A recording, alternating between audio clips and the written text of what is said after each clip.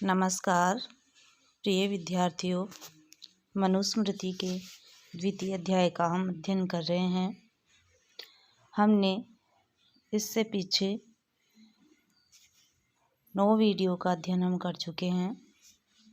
तो आइए प्रारंभ करते हैं। हमारा जो ये पद्य है जो आपको स्क्रीन पे दिखाई दे रहा है। आइए, अभिवादनशीलस्य नित्यं वृद्धोपसेविनः चत्वारि तस्य वर्धन्ते आयुर्विद्या यशो बलम्। देखिए, इस पद्य में अभिवादन करने के लाभ बताए गए हैं कि अभिवादनशीलस्य, प्रणाम करने के स्वभाव वाले का, जिसका स्वभाव है, जिसका व्यवहार है अभिवादनशील, सभी बड़े बुजुर्गों को प्रणाम करना, उनकी सेवा करना। वृद्धोपसेविन, नित्यम वृद्धोपसेविन, वृद्धों की सेवा में हमेशा लगे रहने वाले का। चत्वारि तस्य वर्धन्ते, चत्वारि 4 गुना उसकी बढ़ती है या 4 चीज़ें उसकी बढ़ती है।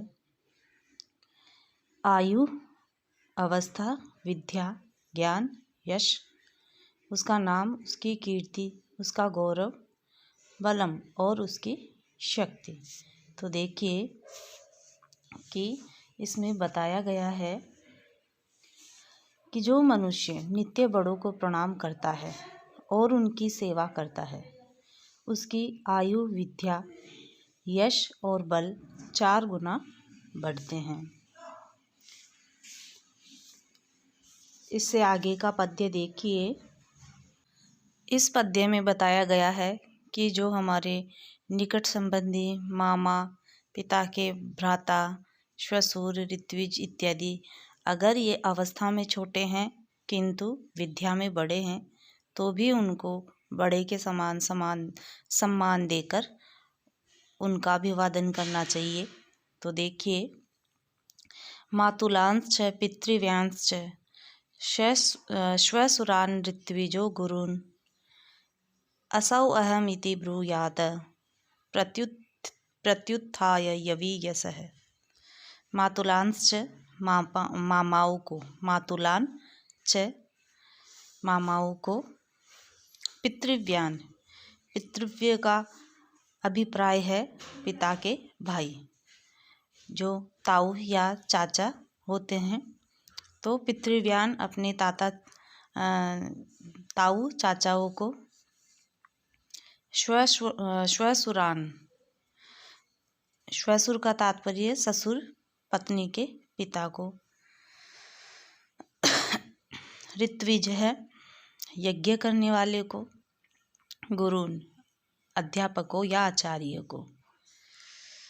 असौ अहम इति, असौ अहम इति जो पद है, असौ अहम इति, यह मैं हूँ, इस प्रकार से ब्रूयात कहे, प्रत्युत्थाय उठकर, यवी यस है जो पद है, इसका तात्पर्य है उम्र में छोटों को। जो ये सारे संबंधी बताए हैं, अगर उम्र में स्वयं से छोटे हैं तो भी उनसे उठकर अभिवादन करे। अर्थात यदि अवस्था में अपने से छोटे किंतु पद में बड़े मामा, चाचा, ससुर, ऋत्विज तथा गुरु के दर्शन हो जाए तो व्यक्ति अपने आप को छोटा मानते हुए उठकर यह मैं हूँ, अपना नाम बताए, इस प्रकार से कहे। इसके पश्चात है, देखिए, मातृश्वसा मातुलानि श्वश्रुरथ पितृश्वसा संपूज्या गुरुपत्नीवत समास्ता गुरु भार्यया। देखिए, मातृश्वसा, माँ की बहन अर्थात मौसी, मातुलानी मामी, श्वश्रु पत्नी की माँ, सास, अथ और पितृश्वसा पिता की बहन अर्थात बुआ, संपूज्य ये सब पूजनीय है। किसके समान? गुरु पत्नीवत, गुरु पत्नी के समान, गुरु माता के समान ये सब पूजनीय है। समास्ता समाह ता समान है, तुल्य है, वे सब। गुरु भार्य या गुरु पत्नी के समान, तो गुरु पत्नी के समान ये सभी पूज्य है। देखिए मौसी, मामी, सास और बुआ ये सब गुरु पत्नी के समान मानी जाती है। अतः गुरु पत्नी के समान इनका सम्मान करें। देखिए गुरु पूज्य है, गुरु पत्नी भी उसी के तुल्य आदरणीय है। उसी के समान सम्मान की पात्र मौसी, मामी, सास तथा बुआ को भी स्वीकारा है। इस प्रकार की उच्च भावनाओं का ही फल है कि जहाँ नारियों का सम्मान होता है वहाँ देवता लोग रमण करते हैं। ऐसी अनूठी सूक्तियाँ हमारे मस्तक को गौरव से ऊंचा उठा देती है, जो हमारी भारतीय संस्कृति की विशेषता है।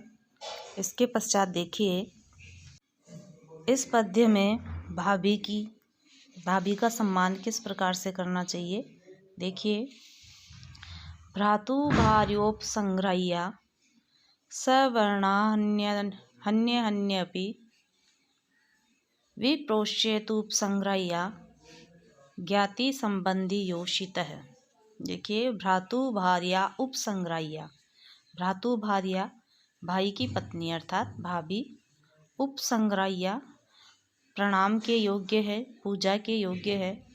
सवर्ण समान वर्ण की, सजातीय होने पर अहनी अहनी, सवर्णान्यपि जो है पद अहनी अहनी है, अर्थात अहनी का तात्पर्य होता है दिन, तो अहनी अहनी प्रतिदिन, प्रतिदिन रोजाना भाभी जो है सम्मान करने योग्य है, प्रणाम करने योग्य है। विप्रोष्यतु दूसरे देश से आकर प्रवास से लौटने पर, जब ब्रह्मचारी प्रवास से आए तो अपने भाभी को भी सम्मान पूर्वक प्रणाम करे। उपसंग्रह्य अभिवादन के योग्य है। ज्ञाति संबंधी योषित है, जाति और संबंधी की स्त्रियां, जाति अर्थात संबंधी का तात्पर्य है पितृपक्ष या मातृपक्ष से संबंधित भी। तो देखिए कि बड़े भाई की स्त्री यदि अपने वर्ण की हो तो ब्रह्मचारी उसके चरणों में प्रतिदिन प्रणाम करे। भ्रातु भार्योपसंग्रह्य सवर्णा अन्यपि तथा विप्रोष्यतुपसंग्रह्य ज्ञाति संबंधी योषित है। पितृपक्ष एवं मातृपक्ष की स्त्रियों को भी परदेश से आने पर प्रणाम करें।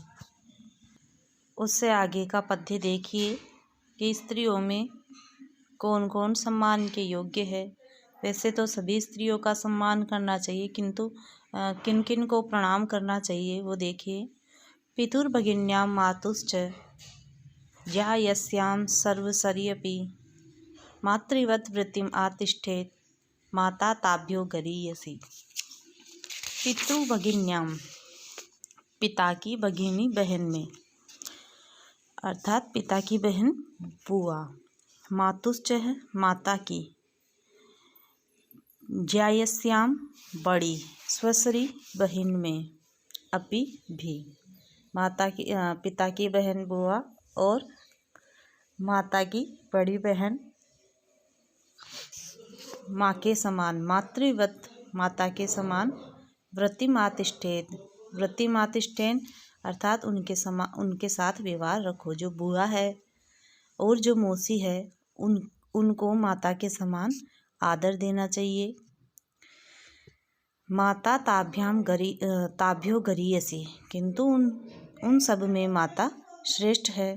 देखिए पिता और माता की बहन अर्थात बुआ और मौसी तथा बड़ी बहन के प्रति माता के समान व्यवहार करना चाहिए, किंतु माता उन सब में श्रेष्ठ है। तो अपने से उम्र में बड़ी सभी स्त्रियों में माता के समान व्यवहार होना चाहिए। यही दृष्टिकोण यहाँ पे दिखाया गया है। देखिए आगे हमारे इस पद्य में बताया गया है रास्ता देने योग्य व्यक्ति कौन कौन से हैं। तो चक्रीणो दशमीस्थस्य रोगिणो भारिणः स्त्रियः स्नातकस्य च राज्ञश्च पंथा देयो वरस्य च। चक्रेण है रथ में स्थित व्यक्ति को। पहिया है, चक्र है, वाहन में जिसके, अर्थात ऐसे गाड़ी, तांगा, रिक्शा या कार जो भी है, तो चक्रेण है ऐसे साधन में बैठा हुआ कोई भी व्यक्ति। रथ में बैठे हुए व्यक्ति का से समझेंगे यहाँ पे। तो रथ में बैठा हुआ व्यक्ति दशमी स्थस्य, दशमी अवस्था वाले व्यक्ति, अर्थात जिसकी आयु 90 वर्ष से अधिक है, 90 वर्ष से अधिक उम्र वाले व्यक्ति को। तो रथ में बैठे हुए व्यक्ति को, 90 वर्ष से अधिक आयु वाले व्यक्ति को। रोगिण है और बीमार या रोग पीड़ित को। भारीण है, भार वाहक या बोझा ढोने वाले को, जिसके सिर पे भार है। स्त्रियः और स्त्रियों को। स्नातकस्य च, स्नातक अर्थात जो गुरु के यहाँ से पूर्ण विद्या पढ़कर आया हुआ ब्रह्मचारी है, उसके लिए कहा गया है स्नातक। यहाँ पे अर्थ है च राज्ञश्च, और राजा को। पंथा देयः, मार्ग देना चाहिए। वरस्य च, और दूल्हे को, अर्थात वर यात्रा जो विवाह के लिए जा रही होती है उसको रास्ता देना चाहिए। तो इस प्रकार से देखिए, हमने इस पद्य में देखा कि रथ में स्थित व्यक्ति को, 90 की आयु से अधिक वाले व्यक्ति को, रोग पीड़ित को, भारवाहक को, स्त्रियों को, स्नातक को, राजा को और वर को मार्ग दे देना चाहिए। उनका रास्ते से हट जाना चाहिए।